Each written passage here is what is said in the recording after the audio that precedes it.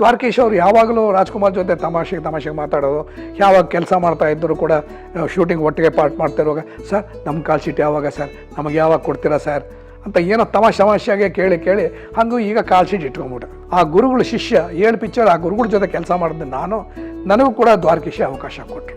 ನಮ್ಮಿಬ್ಬರಿಗೂ ಅವಕಾಶ ಕೊಟ್ಟಿದ್ದು ದ್ವಾರಕೀಶು. ಅವರು ಜೀವನ ಪರ್ಯಂತ ಮರೀಲಿಲ್ಲ. ಕೋರ್ಸ್ ನಾನು ಈಗಲೂ ಉಸಿರಿಡಿದವರೆಗೂ ನಾನು ಅವ್ರನ್ನ ಮರೆಯಲ್ಲ.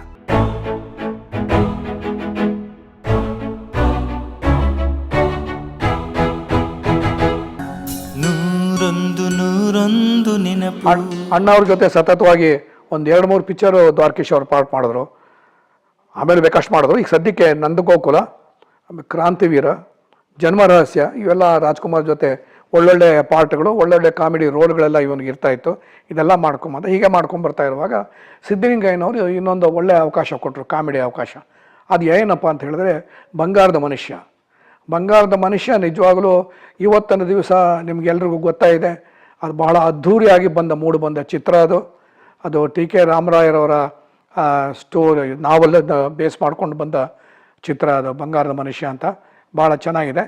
ಆಮೇಲೆ ಹಾಡುಗಳು ಅಷ್ಟೇ ತುಂಬ ಎಲ್ಲ ಚೆನ್ನಾಗಿದೆ. ಯಾಕೆಂದ್ರೆ ನಿಮಗೆಲ್ಲ ಗೊತ್ತಿರೋದ್ರಿಂದ ನಾನು ಅದನ್ನು ಡೀಟೇಲ್ ಆಗಿ ಹೇಳೋಕ್ಕೆ ಇಷ್ಟಪಡಲ್ಲ. ಪುನಃ ನೀವು ಅವೆಲ್ಲ ನಮ್ಗೆ ಗೊತ್ತೈದೆ ಅಂತ ಹಾಕ್ಬಿಡ್ತೀರಾ ನಿಮ್ಮ ಇದರಲ್ಲಿ. ಅದರಿಂದ ಬಟ್ ಇವತ್ತಿನ ದಿವಸ ಜನಕ್ಕೆ ಹಾಡುಗಳು ಗೊತ್ತಿರುತ್ತೆ ಹೊರತು ಆ ಚಿತ್ರ ನೋಡಿರ್ತಾರೋ ಬಿಡ್ತಾರೋ ಗೊತ್ತಿರಲ್ಲ. ಯಾಕೆಂದರೆ ಸತತವಾಗಿ 2 ವರ್ಷ ಓಡಿದ ಚಿತ್ರ ಅದು ಬಂಗಾರದ ಮನುಷ್ಯ. ಎಲ್ಲಿ ಅಂತ ಹೇಳಿದ್ರೆ ಇದರಲ್ಲಿ ಸ್ಟೇಟ್ಸಲ್ಲಿ. ಆಮೇಲೆ ಅಲ್ಲಿಂದ ಶಿಫ್ಟ್ ಮಾಡಿದ್ರು ಕೆಂಪೇಗೌಡಕ್ಕೆ, ಅಲ್ಲೂ 25 ವೀಕ್ಸ್ ಹೋಯಿತು. ಅದ್ಧೂರಿಯಾದ ಚಿತ್ರ. ಹಾಡುಗಳು ಮಾತಾಡೋಗಿಲ್ಲ, ಎಲ್ಲ ಹಾಡುಗಳು ಕೂಡ ಸೂಪರ್ ಹಿಟ್ ಹಾಡುಗಳು. ಅದು ಕೂಡ ನಾನು ಹೇಳೋಕ್ಕೆ ಇಷ್ಟಪಡಲ್ಲ, ಎಲ್ರಿಗೂ ನಿಮಗೆ ಗೊತ್ತೇ ಇದೆ, ಅದರಿಂದ ನಾನು ಇಷ್ಟಪಡಲ್ಲ. ಅದರಲ್ಲಿ ಎಲ್ಲ ಹಾಡೂ ಚೆನ್ನಾಗಿದೆ. ಇದರಲ್ಲಿ ಇನ್ನೊಂದೇನೆಂದರೆ ಒಂದು ಟ್ರ್ಯಾಕ್ ಇದೆ, ಹೀರೋಯಿನ್ ಟ್ರ್ಯಾಕ್ಗಳು, ಅದು ಬಿಟ್ಬಿಡಿ, ಅದು ಭಾಳ ಚೆನ್ನಾಗಿದೆ. ಆಮೇಲೆ ಒಂಥರ ಕಾಮಿಡಿ ಟ್ರ್ಯಾಕ್ ಅದು ಬಾಲಕೃಷ್ಣ ಆ್ಯಂಡ್ ದ್ವಾರಕೀಶ್ ಅವರು ಏನು ಪೆದ್ದಂಬಟ್ಟ, ಓದಿಲ್ಲ ಏನಿಲ್ಲ, ವಾಪಸ್ ಹಳ್ಳಿಗೆ ಬಂದ್ಬಿಡ್ತಾರೆ. ಬಾಲಕೃಷ್ಣ ಅವ್ರದ್ದು ಬಹಳ ದಾನಿ, ಧರ್ಮರತ್ನಾಕರ. ಸೊ ಎಷ್ಟು ಸಹಾಯ ಮಾಡ್ತಾರೆ ಅಂದರೆ ರಾಜ್ಕುಮಾರ್ ಅವ್ರಿಗೆ ಅವರು ಉಳಕ್ಕೆ ಮಾಡೋಕ್ಕೆ ದುಡ್ಡು ಹಣ ಬೇಕಾಗಿರುತ್ತೆ, ಎಲ್ಲ ಥರದ್ದನ್ನು ಸಹಾಯ ಮಾಡ್ತಾರೆ ಬಾಲಕೃಷ್ಣ ಅವರು. ರಾಚುಟಪ್ಪ ಅಂತ ತುಂಬ ಚೆನ್ನಾಗಿ ನಾವು ಹೇಳಿಬಿಟ್ರೆ ಸಾಕು, ಬಾಲಕೃಷ್ಣ ಅವ್ರಿಗೆ ಈ ಥರ ಪಾರ್ಟ್ ಅಂತ ಹೇಳಿಬಿಟ್ರೆ ಅವರೇ ಕೂಡ ಮೇಕಪ್ಪು ಅದು ಇದು ಏನು ಬೇಕೋ ಮಾಡ್ಕೊಂಡ್ಬಿಡ್ತಾರೆ. ನಾವು ಇದಕ್ಕೆ ಹೇಳಿದ್ರೆ ಈ ಥರ ಧರ್ಮರತ್ನಾಕರ ಅಂತ ಹೇಳಿದ ತಕ್ಷಣವೇ ಒಂದು ವಿಭೂತಿ ಹಾಕ್ಕೊಬಿಟ್ರು, ಇಲ್ಲೊಂದು ವಿಭೂತಿ ಹಾಕ್ಕೊಂಡ್ರು, ಇಲ್ಲೊಂದು ವಿಭೂತಿ ಹಾಕ್ಕೊಂಡ್ರು, ಒಂದು ಪೇಟ ಥರ ಇದು ಮಾಡಿಕೊಂಡ್ರು. ಅವ್ರ ಮಗ ದ್ವಾರಕೀಶು ಶುದ್ಧ ಪೆದ್ದ, ಏನು ಓದಲ್ಲ ಬರೆಯಲ್ಲ ಏನಿಲ್ಲ. ಇವರಿಬ್ಬರಿಗೂ ಕಾಮಿಡಿ ಟ್ರ್ಯಾಕು ಥ್ರೂ ಔಟ್ ಚೆನ್ನಾಗಿ ಬಂದಿದೆ ಪಿಕ್ಚರಲ್ಲಿ. ಅದಕ್ಕೋಸ್ಕರ ನಾನು ಹೇಳೋಕ್ಕೆ ಇಷ್ಟಪಟ್ಟೆ. ಒಂದು ಪರ್ಟಿಕ್ಯುಲರ್ ಇದರಲ್ಲಿ ಇವನು ಓದಲ್ಲ ಮಾಡಲ್ಲ ಅಂದಿದ್ದ ಬೈದು ಬಿಡ್ತಾನೆ, ಅಪ್ಪ ಹೋಗಿ ನೀನು ಸೂಯಿಸೈಡ್ ಮಾಡ್ಕೊ ಅಂತ. ಸೊ ಸೂಯಿಸೈಡ್ ಮಾಡ್ಕೊಂಡು ಬೇಜಾರಾಗೋಗ್ಬಿಡುತ್ತೆ, ಇನ್ನು ನಾನು ಯಾಕೆ ಬದುಕಬೇಕು ಅಂತ ಹೋಗಿದ್ದಾನೆ. ದೊಡ್ಡಬಳ್ಳಾಪುರದಲ್ಲಿ ಒಂದು ದೊಡ್ಡ ಕೆರೆ ಇದೆ, ಆ ಕೆರೆ ಹತ್ತಿರ ಕೂತ್ಕೋತಾರೆ. ಅಣ್ಣವ್ರು ಬರ್ತಾರೆ, ರಾಜ್ಕುಮಾರ್ ಸರ್ ಬರ್ತಾರೆ, ಅವನು ರಾಜೀವ ಅಂತ ಹೆಸರು. ಇವನು ನೋಡ್ತಾರೆ, ಇವನು ಕೂತ್ಕೊಂಡ್ಬಿಟ್ಟಿರ್ತಾನೆ. ಇದೆಲ್ಲ ಮೆಟ್ಲುಗಳೆಲ್ಲ ಇದೆಯಲ್ಲ, ಆ ಮೆಟ್ಲೆಲ್ಲ ಕೂತ್ಕೊಂಡಿದ್ದಾನೆ, ಆ ನೀರು ಮೇಲೆ ಕಾಲು ಬಿಟ್ಕೊಂಡಿದ್ದಾನೆ, ಕಾಯ್ತಾ ಕೂತಿರ್ತಾನೆ. ಬರ್ತಾರೆ ಅಣ್ಣವ್ರು ಬರ್ತಾರೆ, ಏನು ಕಾಯ್ತಾ ಇದೆಯಾ ಏನು ಅದು ಅಂತ. ಇಲ್ಲ, ನಾನು ಆತ್ಮಹತ್ಯೆ ಮಾಡ್ಕೊಂಡ್ಬಿಡ್ತೀನಿ, ಬದುಕಿರಲ್ಲ ನಾನು ಅಂತ. ಮತ್ತೆ ಯಾಕೆ ಕೂತಿದ್ಯಾ ಇದು ಅಂತ. ನೀರು ತುಂಬ ತಣ್ಣಕ್ಕಿದೆ, ನೀರು ಬಿಸಿ ಆಗಲಿ ಅದಕ್ಕೋಸ್ಕರ ಕಾಯ್ತಾ ಇದ್ದೀನಿ ಅಂತ ಹೇಳ್ತಾರೆ. ಪೆದ್ದ, ಇವತ್ತೆಲ್ಲ ಕಾದರೂ ಕೂಡ ಈ ನೀರು ಬಿಸಿ ಆಗಲ್ಲ, ಎದ್ದೋಗು ಬಾ ಕರ್ಕೊಂಡು ಹೋಗ್ತಾರೆ. ಇದನ್ನು ಎಷ್ಟು ಚೆನ್ನಾಗಿ ಜನ ಎಂಜಾಯ್ ಮಾಡಿದ್ರು ಅಂದರೆ ಅಷ್ಟು ಚೆನ್ನಾಗಿ. ಇದಕ್ಕೋಸ್ಕರ ಬಂಗಾರದ ಮನುಷ್ಯದ ಈ ಟ್ರ್ಯಾಕೇ ಭಾಳ ಚೆನ್ನಾಗಿದೆ ಇದು. ಆಮೇಲೆ ಹಾಡುಗಳಲ್ಲಿ ಅವನ ಪೋರ್ಷನ್ಸ್ ಎಲ್ಲ ಬರುತ್ತೆ. ಒಂದು ಹಾಡೇ ಚೆನ್ನಾಗಿದೆ. ಒಂದು ಏನಂದರೆ ಕೂಡ್ಬಾಳ್ಬೇಕು ಅಂತ ಒಂದು, ಆಮೇಲೆ ಜನಗಳು ಒಟ್ಟಾಗಿ ಇದು ಮಾಡೋದು, ಬೆಳೆಯೋದು ಗಿಳಿಯೋದು. ಅದನ್ನು ಏನಂತ ಹೇಳಿದ್ರೆ ಒಂದೊಂದು ಲಾರಿಲಿ ರಾಗಿ, ಭತ್ತ, ಜೋಳ, ಅದು ಇದು ರಾಶಿನೇ ಆ ಪಿಕ್ಚರಲ್ಲಿ ತಂದು ಹಾಕಿರ್ತಾರೆ. ಅಲ್ಲಿ ಒಂದು ಹಾಡಿದೆ, ಆ ಹಾಡು ಭಾಳ ಮಜವಾಗಿದೆ. ಅಲ್ಲೊಂದು ಜಗಳ ಕೊಡ್ಬೇಕು, ಹಾಡಲ್ಲೇ ಒಂದು ಜಗಳ ಬರುತ್ತೆ. ಜಗಳ ಬಂದರೆ ಬಿಡಿಸಕ್ಕೆ ಬರ್ತಾರೆ. ಪೊಳ್ಳು ಜಗಳ ಬೇಡ ಹಳ್ಳೀಲಿ, ಒಂದಾಗಿ ನಾವು ಒಂದಾಗಿ ಉದ್ದುತ್ತಾಗ ಸಿರಿ ಇದೆ ಕೈಯಲ್ಲಿ, ಈ ನಾಡ ಪ್ರಾಣ ಅಂತ ಏನು ಹೇಳ್ತಾರೆ. ಈ ಹಾಡಲ್ಲೇ ತೋರಿಸ್ತೀವಿ ನಾವು. ಅಷ್ಟೊಂದು ಧಾನ್ಯಗಳು, ದವಸ ಧಾನ್ಯಗಳಿರೋದು. ಇದರಲ್ಲಿ ಬರೋಕ್ಕೆ ಮುಂಚೆ ಏನಾಗ್ತಿದ್ದ ಎಲ್ಲ ಶೂಟಿಂಗ್ ಬಂದ್ಬಿಟ್ಟು ಶೂಟಿಂಗ್ ಬಂದರೆ ಗ್ರೌಂಡ್ ಖಾಲಿ ಇತ್ತು, ಚೆನ್ನಾಗಿರಲ್ವಲ್ಲ ಅಂದ್ಬಿಟ್ಟು ಏನು ಮಾಡ್ತು ಅಂದ್ರೆ ಅವತ್ತೊಂದು ದಿವಸ ಬಣ್ಣಗಳೆಲ್ಲ ತರಿಸಿ ಹೋಲ್ ಯೂನಿಟ್ ಇದಕ್ಕೆ ಇದರಲ್ಲಿ ನೆಲದ ಮೇಲ್ಗಡೆ ರಂಗೋಲಿ ಹಾಕಿ ಡಿಸೈನ್ ಎಲ್ಲ ಹಾಕಿ ಇವತ್ತಿನ ದಿವಸ ನೀವು ಪಿಕ್ಚರ್ಲಿ ಏನು ಡಿಸೈನ್ ನೋಡಿದ್ರು ಅದು ಒಂದು ದಿವಸ ಬೆಳಗ್ಗೆಯಿಂದ ಹಿಡಿದು ಸಾಯಂಕಾಲದವರೆಗೂ ಚಿತ್ತಾರ ಮಾಡಿ ಅದಕ್ಕೆ ಬಣ್ಣ ತುಂಬಿ ಮಾಡಿರೋದು. ಆಮೇಲೆ ಶೂಟಿಂಗ್ ಮಾಡಿದ್ರೆ ಅಲ್ಲಿ ಫಸ್ಟ್ ಕ್ಲಾಸ್ ಆಗಿದೆ ಗ್ರೌಂಡು. ಈ ಹಾಡಲ್ಲೇ ಅದು ಕಾಣಿಸುತ್ತೆ ನಿಮಗೆ. ಸೊ ದ್ವಾರಕೀಶ್ ಅವರು ಈ ಹಾಡಲ್ಲಿ ಬರ್ತಾರೆ. MP ಶಂಕರು ಜಗಳ ಕಾಯೋದು, ಜಗಳ ಕಾಯ್ತಾ ಇದು ಹೇಳಿದ್ನಲ್ಲ ಪೊಳ್ಳು ಜಗಳ ಅಂತ, ಅದ್ರ ಜಗಳ ಬಿಡಿಸೋದು, ಈ ಥರ ಮಾಡೋದು, ಕೋಆಪ್ರೇಟಿವ್ ಫಾರ್ಮಿಂಗು, ಇವೆಲ್ಲ ತುಂಬ ಚೆನ್ನಾಗಿದೆ. ಈ ಥರ ಆ ಪಿಕ್ಚರ್ಲಿ ಕಥೆನೇ ಚೆನ್ನಾಗಿದೆ. ಸೊ ನೀವು ನೋಡ್ಕೊಂಬಿಡಿ. ಅದನ್ನು ಪುನಃ ನಾನಿಲ್ಲಿ ಹೇಳೋಕ್ಕೆ ಇಷ್ಟಪಡಲ್ಲ. ಬಟ್ ದ್ವಾರಕೀಶಿಗೆ ಒಂದು ಒಳ್ಳೆ ಚಿತ್ರ ಅನ್ನೋದಕ್ಕೋಸ್ಕರ ಇದನ್ನು ನಾನು ಗುರ್ತು ಹಾಕಿದೆ. ಇದನ್ನು ದ್ವಾರಕೀಶ್ ಅವ್ರು ನಿರ್ಮಾಣ ಮಾಡಿದೆ ಕೌಬಾಯ್ ಕುಳ್ಳ ಇದು ಮಾಡಿದಾಗಲೂ ಕೂಡ ನನಗೆ ನೀ ಡೈರೆಕ್ಟ್ ಮಾಡ್ತೀಯನೋ ಅಂತ ಕೇಳ್ದ. ನಾನು ಹೇಳಿದೆ ನನಗೆ ಈ ಥರ ಚಿಕ್ಕ ಪುಟ್ಟ ಅಂತ ಹೇಳಲಿಲ್ಲ ನಾನು. ಇದಕ್ಕೆಲ್ಲ ಜಾಸ್ತಿ ಲೈಫ್ ಇರಲ್ಲ. ರಿಲೀಸ್ ಆದಾಗ ಏನಾಗುತ್ತೆ ಅಂದರೆ ಏನೋ ಒಂದು ಏನು ನೋಡ್ತಾರೆ, ಕಾಸು ಬರುತ್ತೆ, ಎಲ್ಲ ಬರುತ್ತೆ. ಲೈಫ್ ಬೇರೆ ಒಂದು 3 ವಾರ 4 ವಾರ ಅಷ್ಟಕ್ಕೆ ಬರುತ್ತೆ, ಅದಕ್ಕೆ ಮೇಲೆ ಇರಲ್ಲ. ನನಗೆ ಒಂದು ದೊಡ್ಡ ಪಿಕ್ಚರ್ ಬೇಕು ನನಗೆ, ಆ ಥರದಕ್ಕೋಸ್ಕರ ನಾನು ಕಾಯ್ತೀನಿ. ಹಾಗೆ ಅಂದ್ಬಿಟ್ಟು ದೊಡ್ಡ ಪಿಕ್ಚರ್ಗೆ ಅವಕಾಶ ಕೇಳಲಿಲ್ಲ ನಾನು. ನನ್ನ ಜೀವನದಲ್ಲಿ ಇವತ್ತಿನವರೆಗೂ ಯಾವ ಅಸೋಸಿಯೇಟ್ ಡೈರೆಕ್ಷನ್ಗೂ ಕೂಡ ಚಾನ್ಸ್ ಕೇಳಿಲ್ಲ. ಮುಂದೆ ಡೈರೆಕ್ಟರ್ ಆದಾಗಲೂ ಕೂಡ ನಾನು ಚಾನ್ಸ್ ಕೇಳಿಲ್ಲ. ಎಲ್ಲ ಅವಕಾಶಗಳು ಅಸೋಸಿಯೇಟ್ ಡೈರೆಕ್ಟರ್ ಆದಾಗಲೂ ಎಲ್ಲ ಅವಕಾಶಗಳು ನನ್ನ ಕೆಲಸ ನೋಡಿ ನನ್ನ ಕರೀತಾಯಿದ್ರು. ಅದೇ ಥರ ಮುಂದೆ ಡೈರೆಕ್ಷನ್ನು ನಾನು ಏನು ಯಶಸ್ಸು ಕೊಟ್ಟನೋ ಬಿಟ್ಟನೋ ಆ ಪ್ರೊಡ್ಯೂಸರ್ಗಳಿಗೆ ಗೊತ್ತು, ಅವ್ರು ಕರೆದ್ರು. ಸೊ ಆ ಥರ ನನ್ನ ಜೀವನ ಪ್ರಾರಂಭ ಆಯಿತು. ನಾನು ಹೇಳಿದೆ ಈ ಥರ ಚಿಕ್ಕ ಪುಟ್ಟದ್ದು ಬೇಡ ಕಣೋ, ಒಂದು ದೊಡ್ಡದ್ದೇನಾದ್ರು ಮಾಡಬೇಕು ನಾನು ಅಂತ ಹೇಳಿದೆ. ಸರಿ, ಹೀಗೆ ಕಾಲ ಕಳೀತು. ನಾನು ಬೇಕಾಷ್ಟು ಪಿಕ್ಚರ್ಗಳು ಅದು ಇದು ಎಲ್ಲ ಮಾಡಿಕೊಂಡು ಭಕ್ತ ಕುಂಬಾರ, ಜಗ ಮೆಚ್ಚಿದ ಮಗ, ಈ ಥರ ದೊಡ್ಡ ದೊಡ್ಡ ಪಿಕ್ಚರ್ಗಳೆಲ್ಲ ಮಾಡ್ಕೊಂಬಂಡೆ. ನಾನಿನ್ನು ಮರೆಯಲಾರೆ, ಸಿದ್ಧಲಿಂಗಣ್ಣ ಹತ್ರ ಅವ್ರು 7 ಪಿಕ್ಚರ್ ಡೈರೆಕ್ಟ್ ಮಾಡಿದ್ದಾರೆ. 7 ಪಿಕ್ಚರ್ಗೂ ನಾನು ಅಸೋಸಿಯೇಟಾಗಿ ಕೆಲಸ ಮಾಡಿದ್ದೀನಿ. ಆಮೇಲೆ ವಿಜಯ ರೆಡ್ಡಿ ಅವ್ರ ಜೊತೆ ಭಾಳ ಅದ್ಧೂರಿಯಾದ ಪಿಕ್ಚರ್ ಅದು.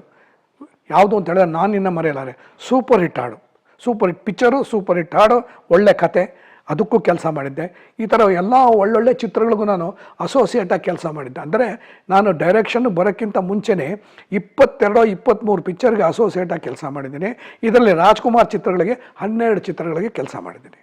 ಸೊ ರಾಜ್ಕುಮಾರ್ ಅವರು ಕೂಡ ನಾನು ಒಳ್ಳೆ ಕೆಲಸಗಾರ ಅನ್ನೋದು ಕೂಡ ನೋಡಿದ್ದಾರೆ. ಸೊ ಹೀಗಿದ್ದಾಗ ಮುಂದೆ ದ್ವಾರಕೀಶ್ ಅವರು ಯಾವಾಗಲೂ ರಾಜ್ಕುಮಾರ್ ಜೊತೆ ತಮಾಷೆಗೆ ಮಾತಾಡೋದು. ಯಾವಾಗ ಕೆಲಸ ಮಾಡ್ತಾ ಇದ್ದರೂ ಕೂಡ ಶೂಟಿಂಗ್ ಒಟ್ಟಿಗೆ ಪಾರ್ಟ್ ಮಾಡ್ತಾ ಇರುವಾಗ, ಸರ್ ನಮ್ಮ ಕಾಲ್ ಶೀಟ್ ಯಾವಾಗ ಸರ್, ನಮಗೆ ಯಾವಾಗ ಕೊಡ್ತೀರಾ ಸರ್ ಅಂತ ಏನೋ ತಮಾಷೆಗೆ ಕೇಳಿ ಹಾಗೂ ಈಗ ಕಾಲ್ ಶೀಟ್ ಇಟ್ಕೊಂಬಿಟ್ಟ. ಗಿಟ್ಸ್ ಆಯಿತು. ಸರಿ, ಡೈರೆಕ್ಷನ್ ಯಾರು ಇಟ್ಕೊಳ್ಳೋಣ ಅಂತ, ಇನ್ನು ಹೆಸರೇ ಇಟ್ಟಿರಲಿಲ್ಲ. ಡೈರೆಕ್ಷನ್ ಯಾರು ಇಟ್ಕೊಳ್ಳೋಣ ಅಂತ ಒಂದು ರೀತಿ ದ್ವಾರಕೀಶಿಗೆ ನನ್ನೇ ಕೊಡಬೇಕು ಅಂತ ಆಸೆ ಇತ್ತು. ಅವನಿಗೆ ರಾಜ್ಕುಮಾರ್ ಸರ್ಗೆ ಹೇಳ್ದೆ, ಹೀಗೆ ಭಾರ್ಗವ್ರಿಗೆ ಅವಕಾಶ ಕೊಡೋಣ ಅಂತ ಇದ್ದಾನೆ. ಕೊಡಿ, ಅದಕ್ಕೇನಂತೆ, ನನ್ನ ಜೊತೆ ಬೇಕಾಷ್ಟು ಕೆಲಸ ಮಾಡಿದ್ದಾರೆ, ಒಳ್ಳೆ ಕೆಲಸಗಾರರು ಅಂತ ಹೇಳಿದ್ರು ಅಣ್ಣವರು, ತುಂಬ ಚೆನ್ನಾಗಿ ಕೆಲಸ ಮಾಡ್ತಾರೆ, ಕೊಡಿ ಅವ್ರಿಗೆ, ಎಲ್ಲ ಗೊತ್ತಿದೆ ಅವ್ರಿಗೆ ಅಂತ ಹೇಳಿದ್ರು. ಸರಿ, ಇನ್ನೇನು ಅಣ್ಣವರೇನೆ ಕೊಡ್ಬೋದು ಅಂತ ಹೇಳಿದ್ಮೇಲೆ ಸರಿ ದ್ವಾರಕೀಶ್ ಅವರು ಇದು ಮಾಡಿದ್ರು. ಸೊ ನಮ್ಮ ಗುರುಗಳಿಗೆ ಅವಕಾಶ ಕೊಟ್ಟವನು ದ್ವಾರಕೀಶ್. ಆ ಗುರುಗಳ ಶಿಷ್ಯ 7 ಪಿಕ್ಚರ್ ಆ ಗುರುಗಳ ಜೊತೆ ಕೆಲಸ ಮಾಡಿದ್ದು ನನಗೂ ಕೂಡ ದ್ವಾರಕೀಶೇ ಅವಕಾಶ ಕೊಟ್ಟರು. ನಮ್ಮಿಬ್ಬರಿಗೂ ಅವಕಾಶ ಕೊಟ್ಟಿದ್ದು ದ್ವಾರಕೀಶು. ಅವರು ಜೀವನ ಪರ್ಯಂತ ಮರೀಲಿಲ್ಲ. ಕೋರ್ಸ್ ನಾನು ಈಗಲೂ ಉಸಿರಿಡಿದವರೆಗೂ ನಾನು ಅವ್ರನ್ನ ಮರೆಯಲ್ಲ. ಸೊ ಅವರೂ ಓಕೆ ಅಂದರು, ಇವರೂ ಓಕೆ ಅಂದರು. ಹಾಗೂ ಹೀಗೂ ಕತೆ ಹುಡ್ಕೋಕ್ಕೆ ಶುರು ಮಾಡ್ತು. ಹಲವಾರು ಕತೆಗಳು ಹುಡುಕೋದು, ಆ ಕತೆ ಸರಿಯಾಗಿ ಸಿಗ್ತಾ ಇರಲಿಲ್ಲ. ಆಮೇಲೆ ಇನ್ನೂ ಹುಡುಕ್ತಾ ಇದ್ದಾಗ ಹೀಗೆ ಒಂದು ನಾವು ರೀಮೇಕ್ ಒಂದು ಸಬ್ಜೆಕ್ಟು ಉದಯ್ ಶಂಕರ್ ಕಣ್ಣಿಗೆ ಬಿತ್ತು. ಅದು ಏನು ಅಂತ ಹೇಳಿದ್ರೆ ಭಾಗ್ಯವಂತರು ಏನು ಒರಿಜಿನಲ್ ಅದು ರೀಮೇಕ್ ಅದು ದೀರ್ಘ ಸುಮಂಗಲಿ ಅಂತ. ದೀರ್ಘ ಸುಮಂಗಲಿ ಅಂದರೆ ಒಂದು ಹೆಣ್ಣು, ಅವಳ ಅರಶಿನ ಕುಂಕುಮ ಕೊನೆವರೆಗೂ ಇರುತ್ತಲ್ಲ, ಅದು ದೀರ್ಘ ಸುಮಂಗಲಿ ಅಂತ. ಅದು ಲೇಡೀಸ್ ಟೈಟ್ಲ್ ಅದು. ಆ ದೀರ್ಘ ಸುಮಂಗಲಿ ನೋಡ್ತು. ಅವತ್ತೊಂದು ದಿವಸಕ್ಕೆ ಮೊಬೈಲ್ ಇರಲಿಲ್ಲ, ಆಮೇಲೆ ಇದಿಲ್ಲ, VCR ಇಲ್ಲ, ಆಮೇಲೆ ಎಲ್ಲ ಥಿಯೇಟ್ರಲ್ಲಿ ಬೇಕು ಅಂದರೆ ಥಿಯೇಟ್ರಲ್ಲಿ ರೀಲ್ಸ್ ಬಿಟ್ಬಿಟ್ಟು ನೋಡಬೇಕು ನಾವು. ಸೊ ಆ ಥರ ನಾನು ಕೃಷ್ಣವೇಣಿ ಥಿಯೇಟ್ರಲ್ಲಿ ಈ ಪಿಕ್ಚರ್ ಚೆನ್ನಾಗಿದೆ ಅಂತ ಹೇಳಿದ್ರು. ಉದಯ್ ಶಂಕರು ರಾಜ್ಕುಮಾರ್ ಕತೆ ಹೇಳಿದ್ರು. ರಾಜ್ಕುಮಾರ್ ಪಿಕ್ಚರ್ ನೋಡಲಿಲ್ಲ. ಇವ್ರು ಉದಯ್ ಶಂಕರು ಆಮೇಲೆ ವರದಪ್ಪ ಅವ್ರ ಕತೆ ಕೇಳಿದ್ದೇನೆ, ಅವ್ರಿಗೆ ಇಷ್ಟ ಆಯಿತು, ಮಾಡೋಣ ಅಂತ ಹೇಳಿದ್ರು. ಈ ಕತೆ ಮಾಡೋಣ ಅಂತ ನನಗೂ ಹೇಳಿದ್ರು. ನಾನು ನೋಡಿದೆ, ಚೆನ್ನಾಗಿತ್ತು. ಸೊ ಅದರಿಂದ ದೀರ್ಘ ಸುಮಂಗಲಿ ಕತೆ ಫೈನಲೈಸ್ ಆಯಿತು. ಆಮೇಲೆ ಇದಕ್ಕೆ ನಾನೇ ಡೈರೆಕ್ಷನ್ ಅಂತ ಹೇಳಿ ನನಗೆ ಅವಕಾಶ ಕೊಟ್ಟರು. ಒಂದು ಅಂದರೆ ಮೊದಲು ಅವಕಾಶ ಕೊಟ್ಟ ನನಗೆ ಎಂತೆಂಥ ದೊಡ್ಡ ದೊಡ್ಡ ಸೆಟ್ಗಳನ್ನು ನಮ್ಗೆ ಹಾಕಿಕೊಟ್ರು ದ್ವಾರಕೀಶ್ ಅಂತ ಹೇಳಿದ್ರೆ, ಅಷ್ಟು ದೊಡ್ಡ ಸೆಟ್, ಅದ್ಧೂರಿಯಾದ ಸೆಟ್ಟು. ಇದು ಚಾಮುಂಡೇಶ್ವರಿ ಥಿಯೇಟ್ರಲ್ಲಿ, ಚಾಮುಂಡೇಶ್ವರಿ ಸ್ಟುಡಿಯೋದಲ್ಲಿ ಫುಲ್ ಫ್ಲೋರ್ ಸೆಟ್ಟು, ಮಾಡಿ ಮೆಟ್ಲಿರೋದು, ಮೇಲ್ಗಡೆ ನಡ್ಕೊಂಡು ಹೋಗುವಂಥದ್ದು, ಆಮೇಲೆ ಅದಕ್ಕೆ ಬೇಕಾದ ಅಡ್ಜಾಯ್ನಿಂಗ್ ರೂಮ್ಸ್ ಎಲ್ಲ ಕೆಳಗಡೆ, ಆಮೇಲೆ ಮೆಟ್ಲಿಡಿಯೋದು, ಆಮೇಲೆ ಡೈನಿಂಗು, ಒಂದು ಪೂಜಾ ರೂಮು, ಹಾಲು. ನಾನು ಕೇಳಿದೆ, ನನಗೆ ಮಳೆಗಿಳೆ ಎಲ್ಲ ಬರುತ್ತಲ್ಲ, ಮಳೆಗಿಳೆ ಎಲ್ಲ ಬಂದರೆ ನಾವು ಇಲ್ಲಿಂದ ಕ್ಯಾಮ್ರಾ ಇಟ್ಟರೆ ಅಲ್ಲಿ ಕನ್ನಡಿ ಇರಬೇಕು, ಆ ಕನ್ನಡಿ ಆಚೆ ಕಡೆ ಮಳೆ ಬಿದ್ದರೆ ಮಳೆ ನೀರು ಕಾಣಿಸ್ಬೇಕು, ನನಗೆ ಇಲ್ಲಿಂದ ಕ್ಯಾಮ್ರಾ ಇಟ್ಟಾಗ ಅದು ಕಾಣಿಸ್ಬೇಕು, ಇಲ್ಲಿ ಕ್ಯಾಮ್ರಾ ಇಟ್ಟಾಗ ಇದು ಕಾಣಿಸ್ಬೇಕು. ಪ್ರತಿಯೊಂದೂ ನಾನು ಅವ್ರಿಗೆ ಹೇಳ್ತಿದ್ದೆ, ಆರ್ಟ್ ಡೈರೆಕ್ಟರ್ ನೀನು ಹೇಳ್ಬಿಡಪ್ಪ, ನಿಂಗೆ ಏನೇನು ಬೇಕು ಅಂತ. ನನಗೆ ಏನೇನು ಬೇಕು ಅನ್ನೋದನ್ನು ನಾನು ಆರ್ಟ್ ಡೈರೆಕ್ಟರ್, ಅವತ್ತಿನ ಅದಕ್ಕೆ ಆರ್ಟ್ ಡೈರೆಕ್ಟರ್ ರಮೇಶ್ ಅಂತ ಅವ್ರು ಹೇಳಿದ್ರು, ಅವರು ಹಾಕಿಸ್ಕೊಟ್ಟ. ಎಲ್ಲದಕ್ಕೂ ಅದ್ಧೂರಿಯಾಗಿ ಖರ್ಚು ಮಾಡ್ದ. ಆಮೇಲೆ ಪ್ರಾಪರ್ಟೀಸ್ ಎಲ್ಲನೂ ಕೂಡ ಸ್ವಂತ ಮಾಡಿಸಿದ್ದೇನೆ. ಆ ಫುಲ್ ಸೆಟ್ಗೆ ಏನೇನು ಬೇಕೋ ಎಲ್ಲ ಪ್ರಾಪರ್ಟೀಸನ್ನು ಮಾಡಿಸ್ಕೊಟ್ರು. ಆಮೇಲೆ ನನಗೆ ಶೂಟಿಂಗಿಗೆ ಅವಕಾಶ ಕೊಟ್ಟರು. ಶೂಟಿಂಗು ಅದ್ಧೂರಿಯಾಗಿ ಮಾಡಬೇಕು ಅಂತ ಮನಸ್ಸಲ್ಲಿ ಅಂದ್ಕೊಂಡೆ. ಆಯಿತು, ಮೊದಲನೇ ಶಾಟನ್ನೇ ರಾಜ್ಕುಮಾರ್ ಅವರು, ಹೀರೋಯಿನ್ ಯಾರು ಅಂತ, ಹೀರೋಯಿನ್ನು ಸರೋಜಾದೇವಿ ಅಂತ. ಸರೋಜಾದೇವಿಯವರು ದೊಡ್ಡ ನಟಿ ಅವರು, ಎಂತೆಂಥ ಆರ್ಟಿಸ್ಟ್ ಜೊತೆ ಕೆಲಸ ಮಾಡಿದವರು ಅವರು. ಸೊ ಅವ್ರ ಜೊತೆ ನನಗೊಂದು ಒಳ್ಳೆ ಅವಕಾಶ. ರಾಜ್ಕುಮಾರ್ ಆ್ಯಂಡ್ ಸರೋಜಾದೇವಿ ದೊಡ್ಡ ತಾರ. ನನಗೆ ಜಸ್ಟ್ ಎಲ್ಬೋರ್ಡ್ ಡೈರೆಕ್ಟ್ರು, ಇನ್ನು ಈಗ ತಾನೇ ಆ್ಯಕ್ಷನ್ನುಗೆ ಹೇಳಬೇಕು ಅಂಥದ್ರಲ್ಲಿ ಈ ದೊಡ್ಡ ಸ್ಟಾರ್ ಕ್ಯಾಸ್ಟು, ದೊಡ್ಡ ಸೆಟ್ಟು, ದೊಡ್ಡದು. ಬಟ್ ನಾನು ಎಲ್ಲಕ್ಕೂ ನಾನು ಹೆಂಗೆ ದ್ವಾರಕೀಶ್ ಕಂಪ್ನಿಯಿಂದ ಬಂದು ದ್ವಾರಕೀಶ್ ಎಷ್ಟು ಧೈರ್ಯ ಎಷ್ಟಿದೆಯೋ ಅಷ್ಟೇ ಧೈರ್ಯ, ಅಷ್ಟೇ ಛಲ, ಅಷ್ಟು ಇದೆ ನನಗಿದ್ದೇ ಇದೆ. ನನಗೇನು ಬೇಕು, ಏನು ಮಾಡಬೇಕು ಅನ್ನೋದು ಮೊದಲೇ ನನಗೆ ಗೊತ್ತಿದ್ದರಿಂದ ನಾನು ಏನೇನು ಬೇಕೋ ಎಲ್ಲನೂ ಕೇಳಿದೆ. ಅವನು ಎಲ್ಲನೂ ಕೊಟ್ಟ. ಅವನು ಕೊಟ್ಟಿದ್ದಕ್ಕೆ ತಕ್ಕಾಗಿ ನಾನು ಚಿತ್ರೀಕರಣ ಮಾಡಿ ಅವನಿಗೆ ತೋರಿಸಿದಾಗ ತುಂಬ ಸಂತೋಷಪಟ್ಟ. ಅದ್ಧೂರಿಯಾದ ಚಿತ್ರ ಮೂಡಿ ಬಂತು. ಕೊನೆಗೆ ರಾಜ್ಕುಮಾರ್ ಅವರ ಅಭಿನಯ ನಾವೇನು ಹೇಳ್ಕೊಡ್ಬೇಕಾಗಿಲ್ಲ. ಯಾಕೆಂದರೆ ನಾನು ಈ ಪಿಕ್ಚರ್ಲಿ ಸ್ಟಾರ್ಟ್ ಅಂತ ಹೇಳೋಕ್ಕಿಂತ ಮುಂಚೆ ರಾಜ್ಕುಮಾರ್ ಅವರು 160 ಪಿಕ್ಚರ್ ಪಾರ್ಟ್ ಮಾಡ್ಬಿಟ್ಟು ಮುಂದೆ ಹೊರಟೋಗಿದ್ದಾರೆ. ನನ್ನ ಮೊದಲನೇ ಹೆಜ್ಜೆ ರಾಜ್ಕುಮಾರ್ ಅವರು 166ನೇ ಹೆಜ್ಜೆ ಹೊರಟೋಗಿದ್ದಾರೆ ಮುಂದೆ. ನಾನು ಏನು ಹಿಡಿಯೋದು, ಏನು ಮಾಡೋದು, ಏನು ಮಾಡೋಕ್ಕಾಗುತ್ತೆ? ನಮಗೆ ಗೊತ್ತಿರೋದು ABCD ಏನೋ ಅದು ಮಾಡಿಕೊಂಡು ಹೋಗಬೇಕೆ ಎಷ್ಟು ಹೊರತು ಅದನ್ನು ಮಾಡಿದೆ. ಒಂದೇನಂತ ಹೇಳಿದ್ರೆ, ಸ್ಟಾರ್ಟಿಂಗಲ್ಲಿ 2 ಪಿಕ್ಚರ್ಗಿಂತ ಇನ್ನೇನು ಬೇಕು ರಾಜ್ಕುಮಾರ್ದು ಒಬ್ಬ ನಿರ್ದೇಶಕನಿಗೆ? ಹಾಗೆ ಅಂತ ನಾನೇನು ಜಂಬ ಪಟ್ಕೋತಾ ಇರಲಿಲ್ಲ. ಹಾಗೆ ಅಂತ ನನ್ನ ತಲೆ ಮೇಲೆ ನನ್ನ ಟೋಪಿಗೆ ಒಂದು ಪುಕ್ಕ ಇರಲಿಲ್ಲ, ಒಂದು ಕುಲಾವಿನೂ ಇರಲಿಲ್ಲ, ಏನಿಲ್ಲ. ನನಗೇನು ತೊಗೋತಾ ಇರಲಿಲ್ಲ ಯಾವುದನ್ನು ಕೂಡ. ಇವತ್ತೂ ಅಷ್ಟೇ.